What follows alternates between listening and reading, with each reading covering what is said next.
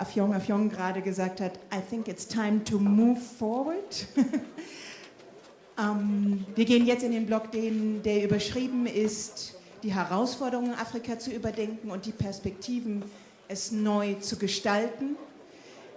Innovative Ideen, neue Perspektiven. Sie wird uns dazu jetzt referieren. Alle diejenigen, die jetzt noch auf den Vortrag von Aminata Traoré warten, die muss ich leider enttäuschen, sie ist nicht hier. Und deswegen gehen wir in den nächsten Punkt über und die Frau, die jetzt sprechen wird, ist Rechtsanwältin, Journalistin, Wissenschaftlerin. Sie hat mir gerade gesagt, sie dreht derzeit einen Film über Kwame Nkrumah, also bitteschön. Die nächsten Arbeiten sind in progress. Yeah. I just welcome you here. And please, take that step forward for us now. Welcome, Affiong Affiong.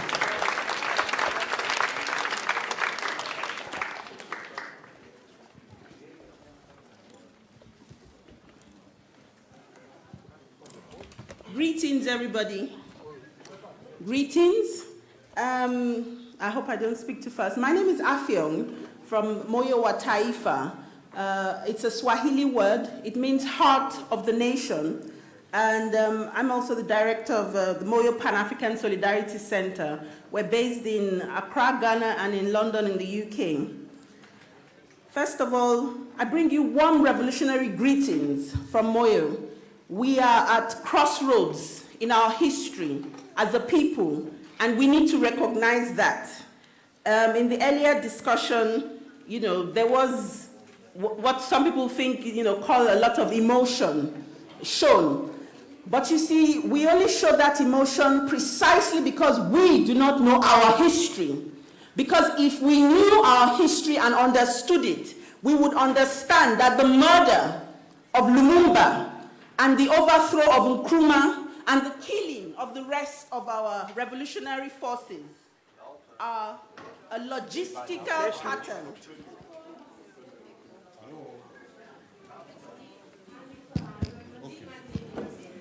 Okay. Oops. That's it. Okay. They are a logical pattern in the war of imperialism against our people. And precisely because you and I do not understand our history, and I'm referring primarily to all of us who are Africans, of African origin. So we get so upset whenever we see things like this.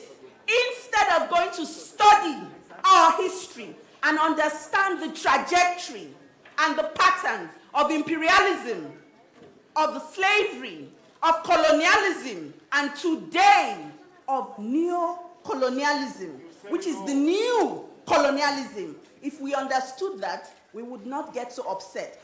But we would arm ourselves and be prepared and organize ourselves.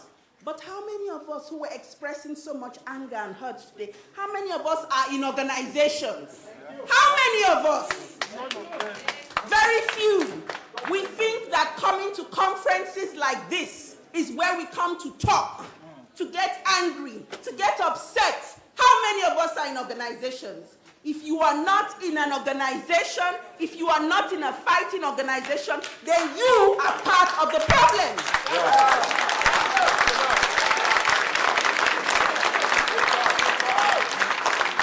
You are part of the problem.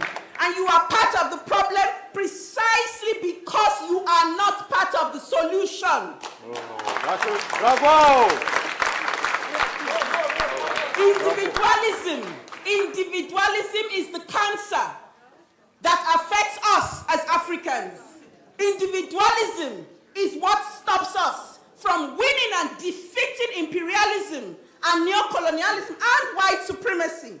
All of it joined together, individualism.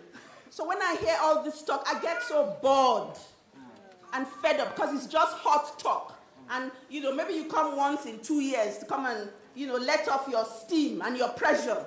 You have to start getting serious now. I didn't mean to go straight into it, but just as a commentary to the last session.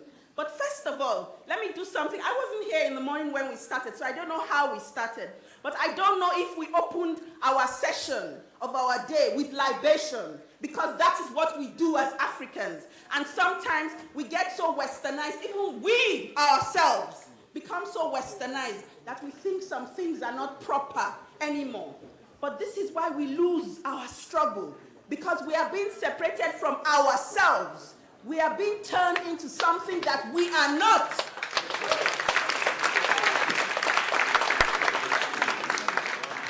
I'm sorry, I'm sure I'm going too fast for the translators, forgive me.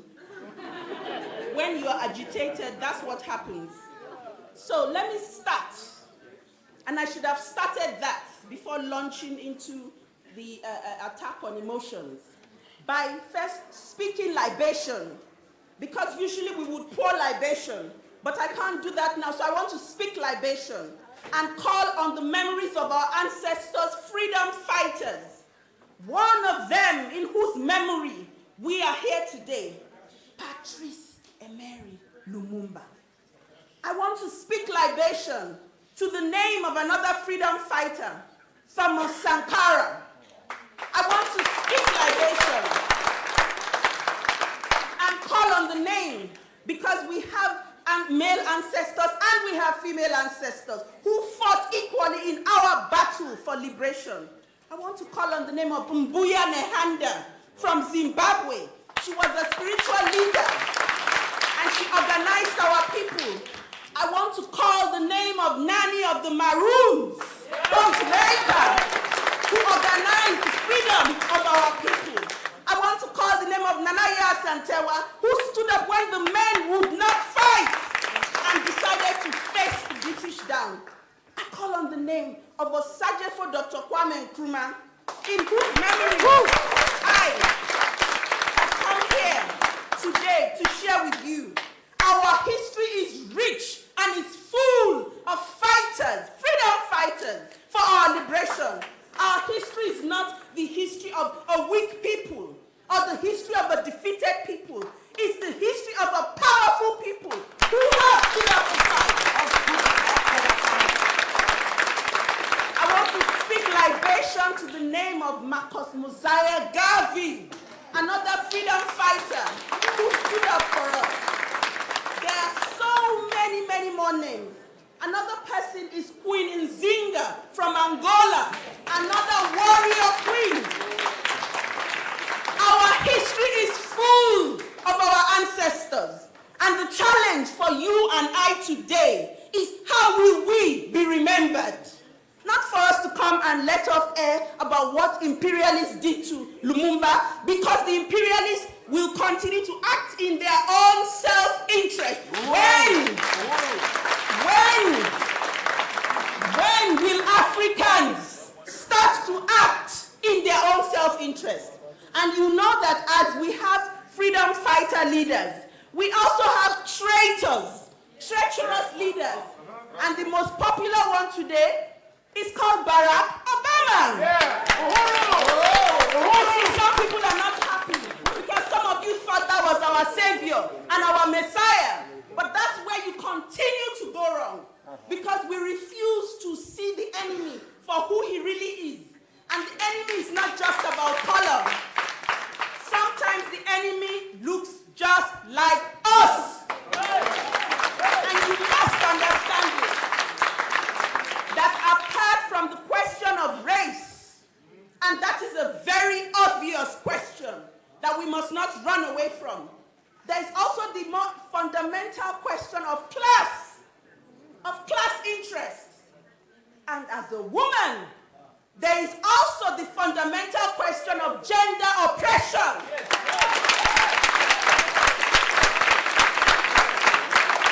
So, our battles are multiple. Three key elements of our struggle as a people. And if we do not understand the issues and the ingredients of that struggle, we will lose our way and we become confused. And when we see them attacking Libya, you hear Africans say, oh yes, he stayed there for too long, he was a dictator, so it's good that they've taken away food.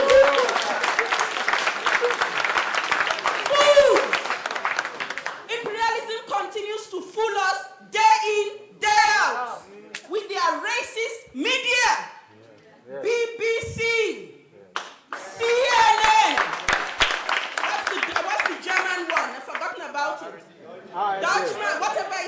mind. All the same. Like the French would say, c'est la même chose. All the same. And you must understand that. When you hear imperialism saying one thing, if an imperialist tells you good morning, you know that it's afternoon or even evening or midnight. You must always look behind the surface.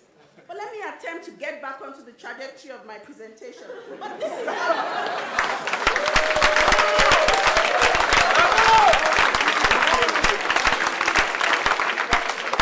can I just ask the chairperson and the moderators to subtract all the time for clapping? That's not my time. They need to subtract it from the audience. So I still have my time. So, the discourse today is prospects and challenges of the Pan-African Renaissance. What are we talking about? You know, when I saw the topic of Renaissance, you know, it sounds very cultural, you know, very artistic, you know. And I'm not an artistic person. You know, I'm a professional agitator. I'm a revolutionary.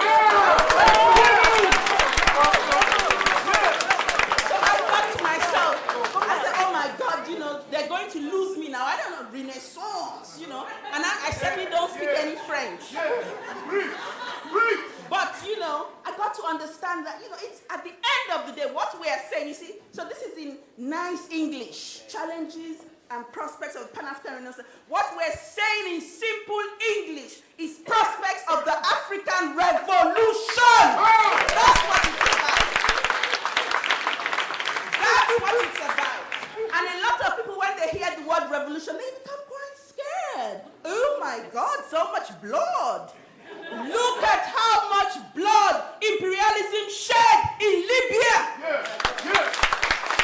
Look at how much blood imperialism shed in Ivory Coast. Look at how much blood we shed in Sierra Leone and Liberia on behalf of imperialism. That is blood. That's blood. Look at the Congo. I couldn't sit in for the discussion on the Congo. I couldn't sit in, and Comrade said, because it's too painful to even listen to the discussion on the Congo. 5 million people dead in the Congo. 5 million, not 500, not 5,000. Do you see black people crying? Oh no. But when Princess Diana died, we're weeping because our sisters died. When September 11, you know, happened, we were having memorial services all over the continent. And I'm not saying that we mustn't have these things, but you must weep for yourself before you weep for other people. And that is something that you and I don't know how to do, because we believe imperialism's agenda that the African has no human value, but the white person has human value. As soon as the first farmer, the first white farmer, was killed in Zimbabwe, all hell broke loose because one white man had died. Then they realized that, oh my God, Mugabe is a terrible person. Excuse me. Just a few years or months ago, the Queen had given him a knighthood. If you don't know, he's a knight. Yeah, his name is Sir Robert Mugabe. He used to be your friend. But when he fell out with his white masters, then he became your enemy. Isn't that interesting, Africans? No. But some of us remain staunchly behind Mugabe. Not because of Mugabe himself, but because of the land. That is our land. Our land, African land, that was taken over by settlers. And they took it with our blood. And now they have the nerve to ask us to pay them for it. We'll pay you for it in other ways. We have to understand the politics. Our politics. Most of us get our understanding of politics from the media. We've got to do some reading. How many of us talking about the Congo today have read this book? Challenge of the Congo by Osajefo Dr. Kwame Nkrumah. If you want to know anything about the Congo, get this book. Read this book. Then you will know what the struggle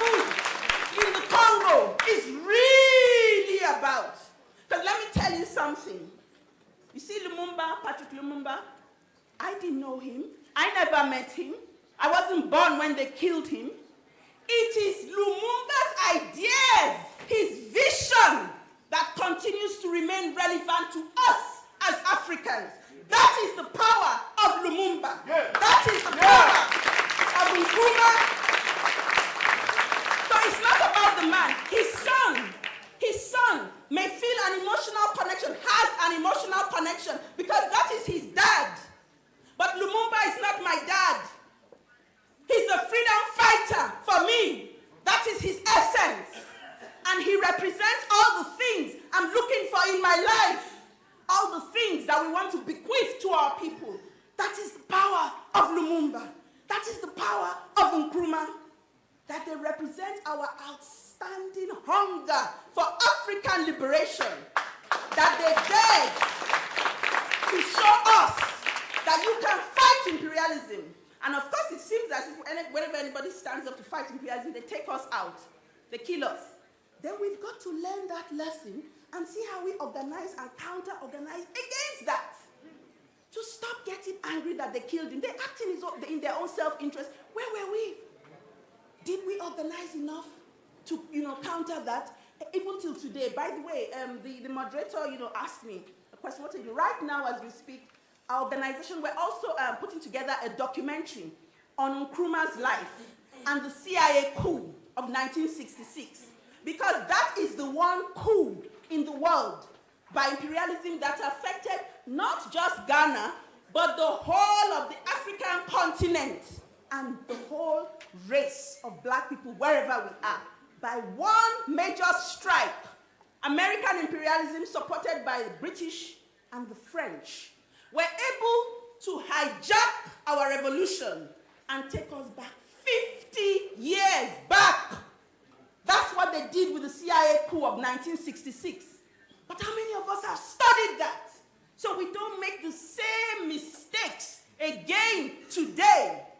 So that when the enemy comes, or when they bring a puppet like Obama and wave him in front of us, we say, no, you are a traitor. But what did we do? We rose up in celebration. There is a black man in the white people's house. Black man in the white people's house. We were so happy to have a black face in the White House. Shame on us. Shame. And I know I'm going to be upsetting some of you, but that's all right. Normally, before I start, I always apologize in advance. So when I apologize and I offend you, we'll even each other out, So let me apologize in advance, but I will be doing a lot of offending today, all right? So, I've spoken about the context of this discussion we're having. So for me, it's not just an ordinary discussion on the challenges and the prospects. It's the context of the discussion, of our times. One of the things that Nkrumah said was that we're going to have a new colonialism. So there was slavery, there was colonialism proper, and then we felt that we had fought the struggles and driven, the Europeans off our lands. But Nkrumah had the vision to see that there would be a new colonialism, which he called neo-colonialism. Now that is it's the most challenging battle that we face today as Africans in the 21st century. Therefore, one of the first things we must do is, what is our interest? What's our understanding of neo-colonialism? Okay?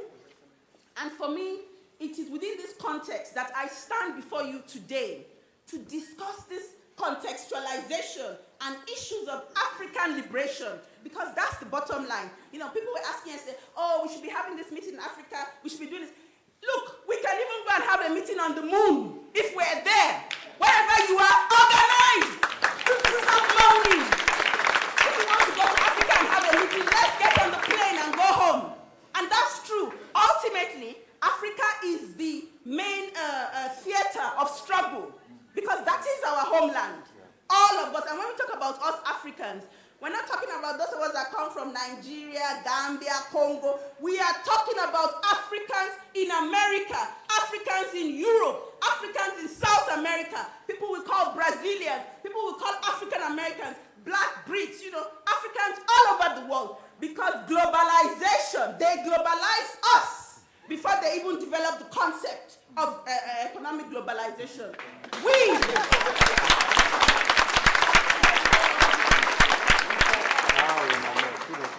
as Africans, indeed like us, we are a global people. And we need to understand that clearly, that we are a global people.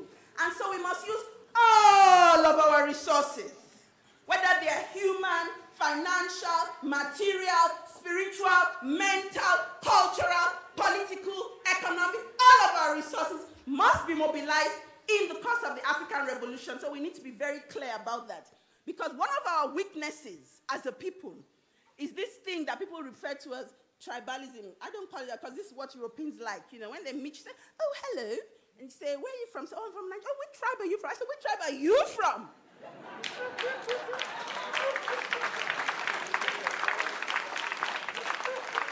So they say, oh, I'm not from any tribe. We don't have tribes. I say, really? So you don't have a tribe, but I have one because you gave me one. And if we look at our nationalities, you know, our nations, whether they're just the Yoruba, they are much more in population and geography, you know, than a lot of the European countries we have today. But you hear Africans raising up the tribe, and from this tribe, and from that tribe. What nonsense. Who cares where you're from? Nobody. When imperialism comes to attack you, it's not because of where you come from, it's because of the resources in your land.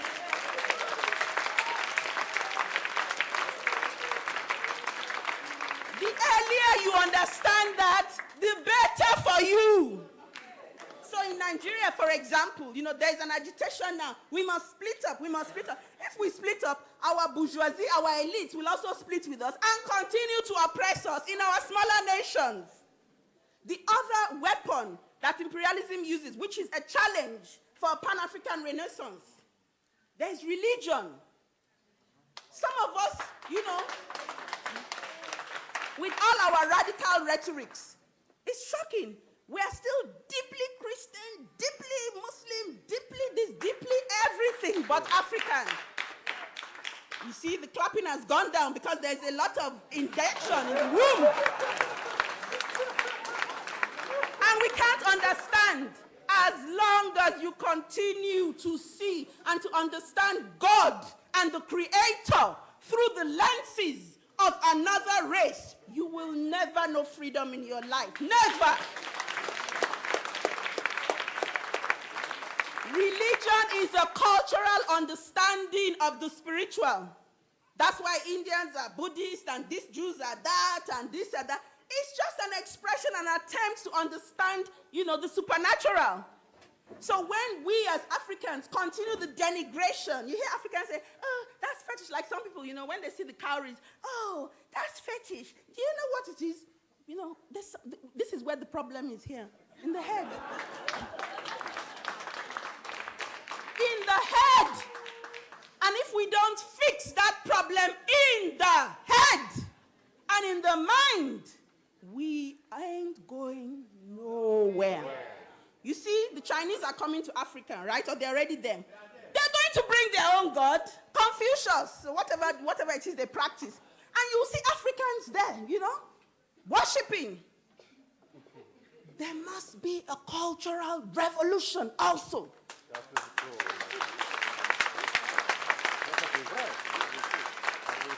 If there is no cultural revolution, our political revolution will not succeed.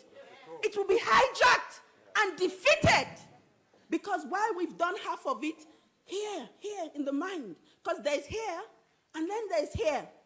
That's why there's so many of us in church. If you go to Africa, my God, when some of the big churches have their congregation, 10,000 people at one service.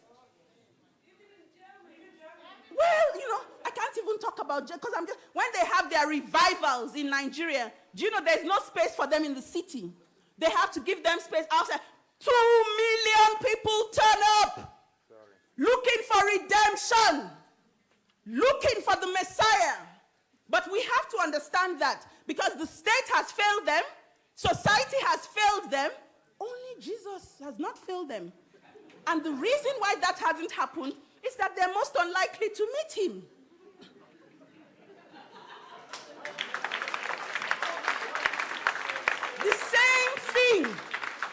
And I don't mean to upset any of the Christians here. I come from a Christian home, a background, we're serious Catholics. My mom has got her big shrine in our house, all right?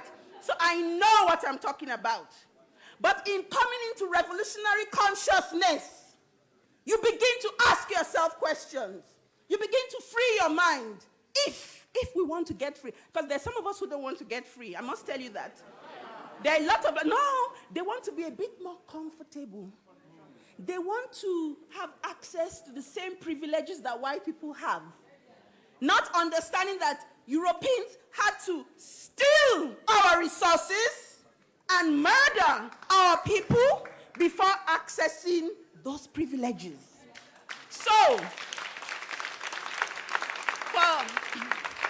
for those Africans who want the same privileges, I always advise them to go and look for a brand new race of people that they can exploit, a brand new territory somewhere that they can exploit in order to have those resources.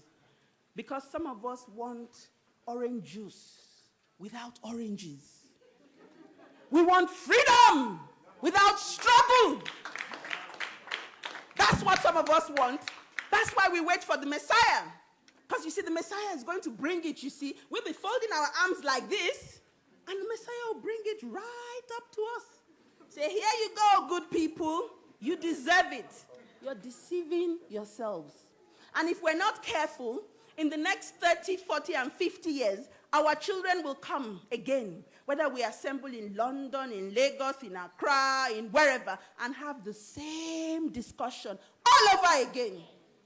Unlike the former time of Pan-African struggle, where the Nkrumahs and the rest of them had these, gatherings, and they made serious agreements and discussions, but because they were already in organizations, because they were already organizing, they had the sense, they had the capacity, rather, to go back. When we finish discussing today, what's going to happen? But we'll have that discussion at the end of, today. Now, the other thing we need to understand is that today, as we speak, I said we stand at crossroads. We are experiencing violent attacks by neocolonialism against us. And, people in this room, you've got to make the effort yourself to learn, to go and research and find out what is this thing called neocolonialism? What is it? And then to, examine our lives and how we experience our lives today. Zimbabwe, that was a situation where they attempted to go back and occupy, the land. I'm not personally, I don't hold up Mugabe as, an angel, because Mugabe, before that, like I said, he was a knight, and he implemented the structural adjustment programs, which we fought against as student union leaders, all over the African continent. But when it came to the question of the land, a people who have no land, have no roots, have no means of production, we have to defend our right to that land and to be clear about it. And that's the other thing, that those who are in NGOs, they're not able to speak like this, to speak up because of this question of funding. That's another challenge of a Pan-African Renaissance. Because it's only Europeans who are revolutionaries themselves that may be sympathetic and be able to back our system. But the African revolution must be led by Africans who are fearless, by Africans who have no ties to the system. You have to understand that. So all this noise we make, don't you do this? What about you? Look in the mirror. What are you doing? How are you participating?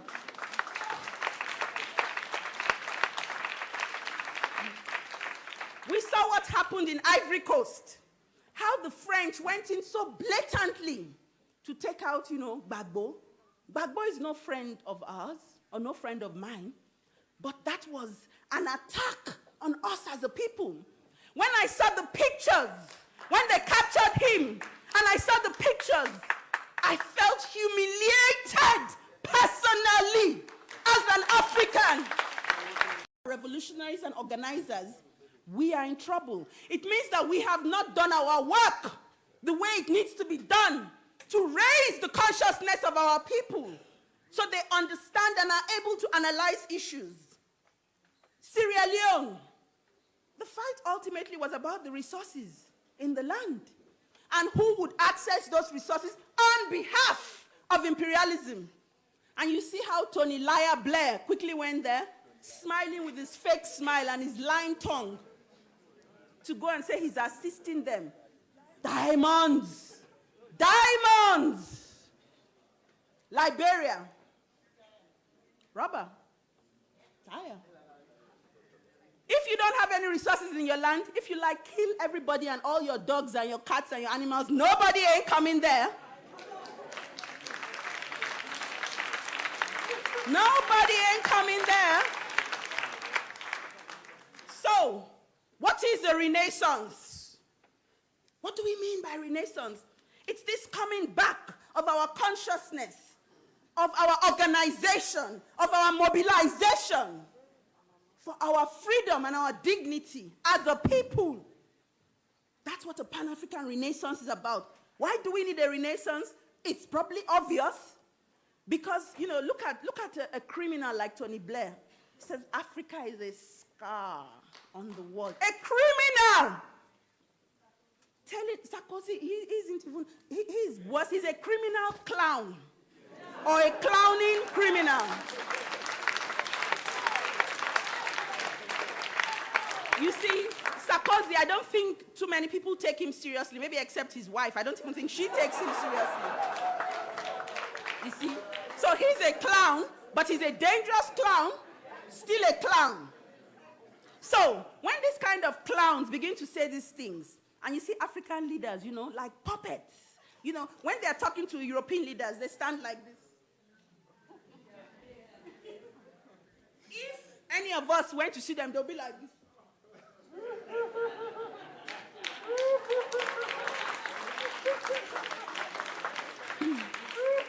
The need for a renaissance is not about reformism, because that's what a lot of us want. We want to reform things. We want to fix things. We talk about the economic index. It's developing. It's getting better. We want revolution, and I'll tell you what revolution is. It's about transformation. That's all revolution means. A fundamental change. That's all revolution means. A fundamental change. There has been no revolution in Libya. Anybody who thinks there's been a revolution in Libya, you need to sleep, go to sleep, and then wake up again tomorrow. What has happened in Libya is a hijacking that will take them 50 years back, if not 100, to when Gaddafi, of course Gaddafi had his faults. Who doesn't? But he had vision. And he was putting it into practice. He was going to try and, facilitate an all-African currency and tie the currency to the gold dinar. When Saddam tried to do the same thing, to change all of Iraq's money into euros, because now all of us use dollars, they had to take him out. They're very clear about these things. The only people that are not clear are, guess who? Africans. So, what kind of renaissance? We have the AU, the African Union. It's such a disgrace. But in a way, I'm pleased at what has happened, because it has exposed the African Union for what it really is, a new colonial entity. See, when their master stood up to start to, when you're such a servant, and such a passive one, when your master slaps you, if your master slaps you in front of, if privately, of course, you're obliged to, be quiet. But if your master slaps you publicly, you should do like, oh, why you slap, try and put up some small bluff, just for purposes of, they couldn't even do that. And the African Union that you have today is not what Osajefo Dr. Kwame Nkrumah was talking about. What we have today is, the African Union is an association of neo-colonial heads of state. That is what we have today. But Nkrumah, when he was speaking, he said, now is the time to make a concerted and sustained effort to achieve an all-African Union government, without which final victory of the African Revolution will be incomplete. He says this is the challenge of the Congo. The thing about the Congo, and it keeps on coming back into our discourse, the Congo is a very central place to our destiny as Africans. When the Congo burns, we will burn. If it swims, we will swim. And if it sinks, we will sink. You know that Nkrumah was making an alliance with Lumumba. You know he had with Guinea and Mali, I think. They were going to add Lumumba. I think maybe they had already added, because they wanted to make Congo the headquarters of Pan-Africanism. That would be where the AU government, the central government will help. See, there's so much we don't know. And they make sure we don't know it. Let me digress for a minute. Look at this book. You see how old and wretched it looks? Look at it. I'll tell you the story. First of all, if you go to any bookshop, it will be most unlikely that you would see this. All of Nkrumah's books are out of circulation. But they're out of circulation for a purpose. So you don't come across it. So you don't read these things. You know where we saw this? We're doing a documentary, like I said, on Nkrumah's life. And by the way, can I just ask, that anybody who can support that in any way, information, material, resources, we really would appreciate that. I'll give out our contact details later. So we went to the Ministry of Information in Accra. And we said, we're asking for some other things. And they were clearing out their store, their basement store. And I saw some things piled up. And I'm a very inquisitive person.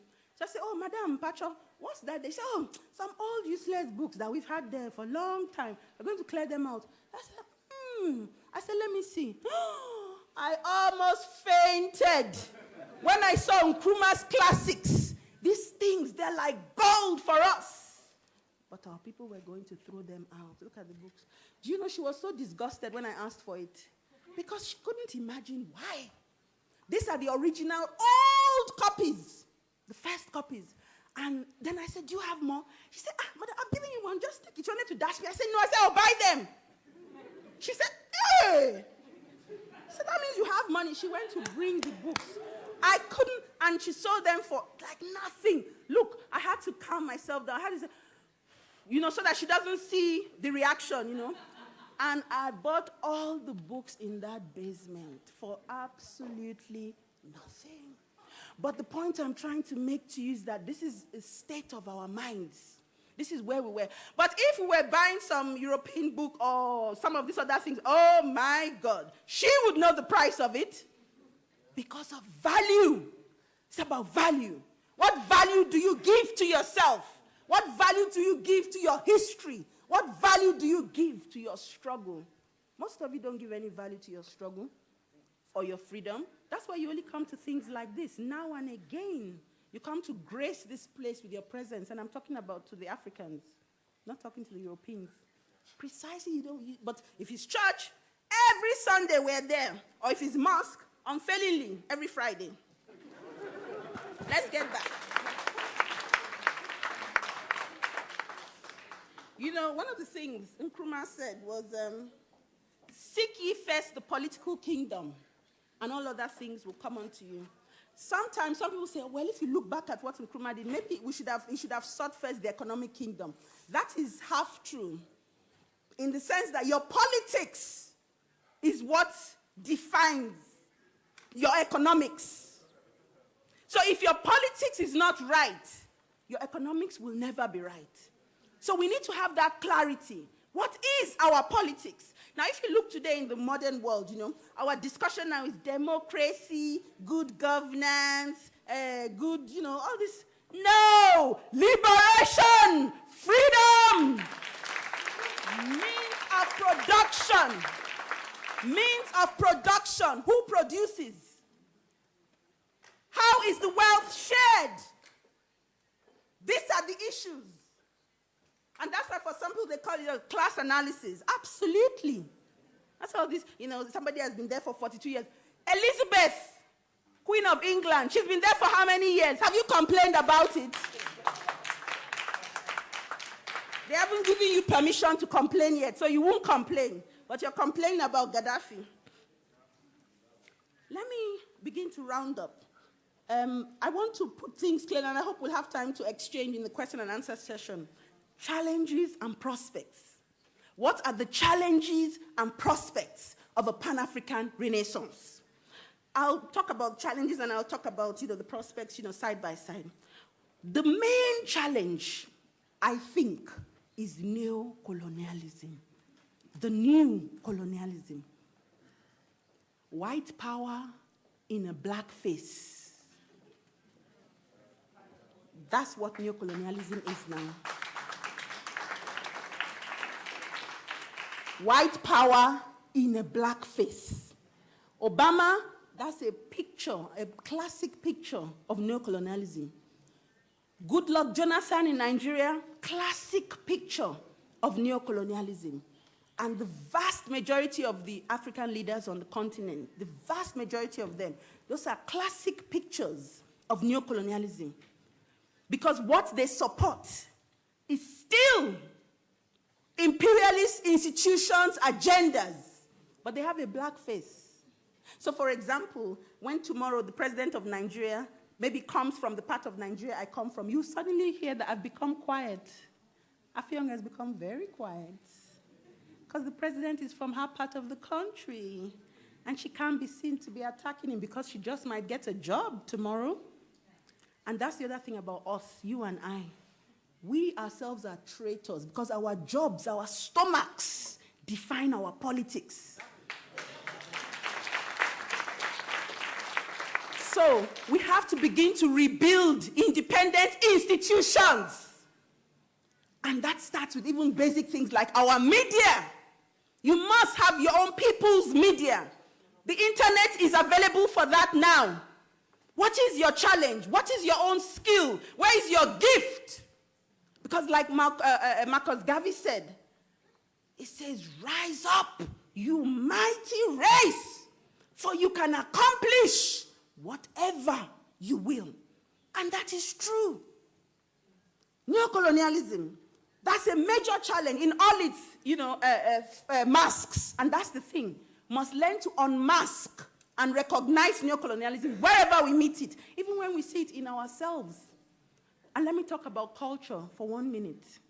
A lot of the Africans today are dressed, in suits and in European clothes. Now, on the one hand, somebody may say, well, that's a bit superficial. It is and it's not. If a blind person comes into a room, they need to know that there's an African in the room by how you look and dress and are. That is something, because it's about hair. For us as women, I'm sorry to say, it's also about our hair, because that's a major difference we have, with the men. Well, that's if they're not men who wear jerry curls. That's just an atrocity, but that's another thing. We have to challenge ourselves. These are difficult questions and difficult issues for us. And I'm happy to have a meeting, by ourselves. But there are many things we have to take on, to read our internal being of things before we're able to have the conviction to deal with the system itself. So the prospect is mobilizing and organizing ourselves in the movement against neocolonialism, all forms of it, whether it's in government, society, in our schools. Look at what do we study at school.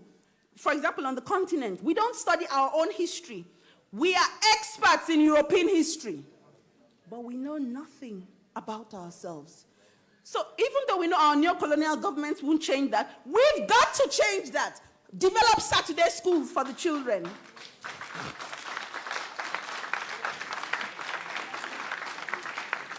Ethnicism. Ethnicism, tribalism is all the same thing. That's a major cancer that we suffer from. We've got to get rid of that. What's the alternative to that? Pan-Africanism. That's the alternative. But revolutionary Pan-Africanism. Because let me say this. There are a lot of people who call themselves Pan-Africanists and they're cultural nationalists and they're anti-racist. Like, a lot of people, a lot of blacks here, anti-racist. Are you anti-capitalist? Are you anti-imperialist? Most of you are not. You're anti-racist. You're very clear about that. But you're not anti-capitalist. You're not anti-imperialist. So what you only want is change it, from a white vessel and give me a black one and I'll be okay. That's all you're wanting, a change of skin color. You don't want to change the system. that produces your oppression. Whether it's black, white, green, blue, or brown, it's about the system. And you must understand that.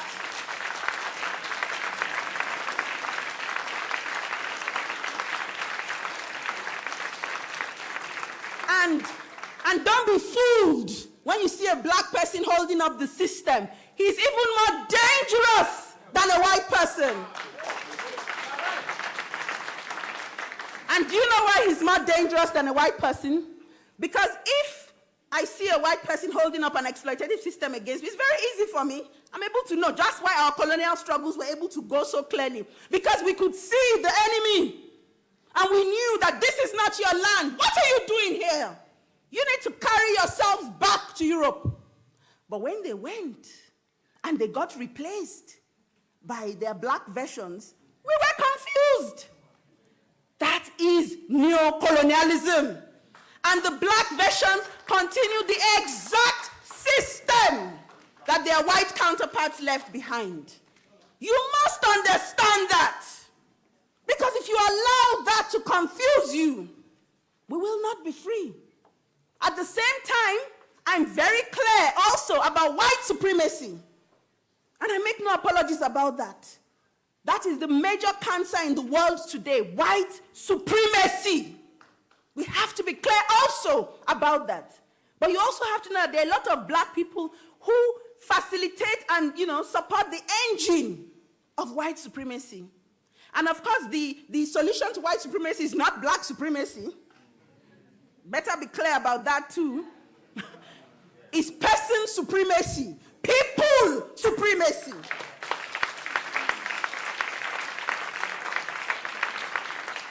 I've talked about religion, very uncomfortable issue. We have to deal with it, all of us at our own times, on our own level. I have this kind of passion and conviction because I come from the church, because in my past when I was younger, I was preaching some other messages, Do you understand what I'm saying, I'm from, the pulpit side of things, so I'm saying I have a lot of practice.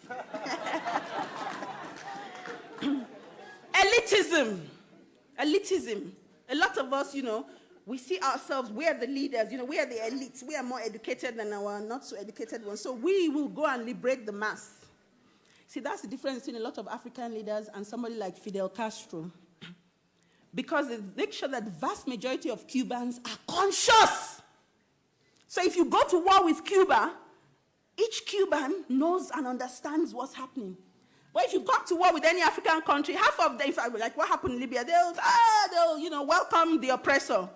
Because we don't have consciousness of our struggle. Our leaders just keep things to themselves and, monopolize everything. So we have to learn to build and to organize with critical mass. Critical mass. Wherever you are, whatever level, organize people, mobilize people, conscientize people. When some of us come to such meetings, we come with a conscious agenda to raise the consciousness level of our people, to elevate our people, to strengthen our people. I haven't come here to have a nice, friendly discussion. No! We are in a state of war. And you must understand that.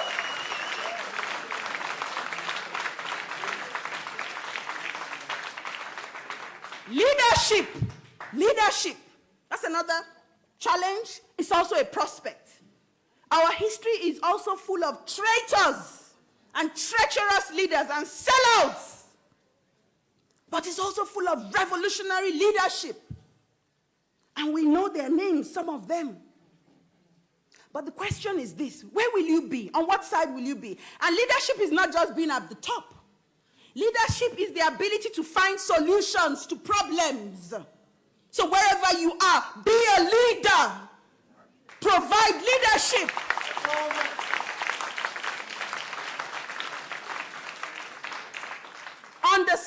Understanding imperialism is a major challenge that we face. And identifying imperialist agents and agencies. Because you could have people, and that's the other thing about us, Africans. We're very, because our culture is very differential. Which is good in some things. But let's say I was from the African Union standing here today. If I was from the African Union, even if I was a a secretary in the African Union and I came, I would be accorded a whole heap of respect than I am. Oh, we love it. We love officialdom, you know? And the reason why we love officialdom is we hope to become officialdom. You see? So we love it. But you know, that is exactly where the traitors are. You have to understand that. And to look behind and beyond things. So I'm saying understand imperialism and its agents. And its agencies. The United Nations. That's an agency of imperialism. NATO, the North Atlantic Treaty Organization, that's an armed agency of imperialism. You must understand this and check out our history with these agencies. And basically, it's like history is repeating itself. But history is repeating itself because you and I haven't bothered to study it. What's the way forward? Like Nkrumah said, and all other major revolutionaries, organization, organization, organization. Organization determines everything. Organization determines everything. Let's try it again. Organization determines everything. That's what organization does. We've got to be organized. You join an organization or you form an organization and you operate as an organization. Don't come, you know.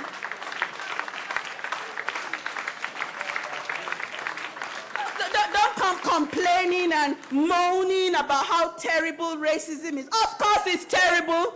It's meant to be terrible. It's like complaining about how sweet sugar is. Come on now. If sugar was bitter, would that be sugar? No. Understand this. And I leave you the final word. That each generation, I think, is this Fanon? Each generation must identify its mission and either fulfill it or betray it.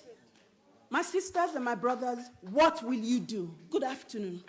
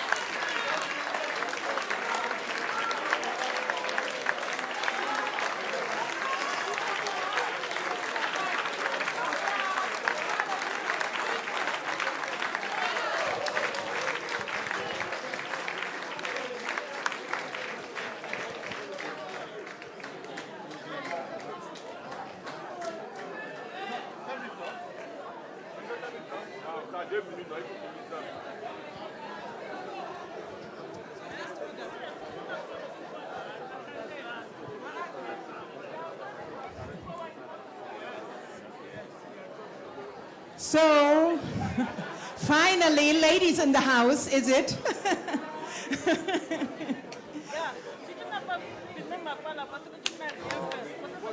That's true.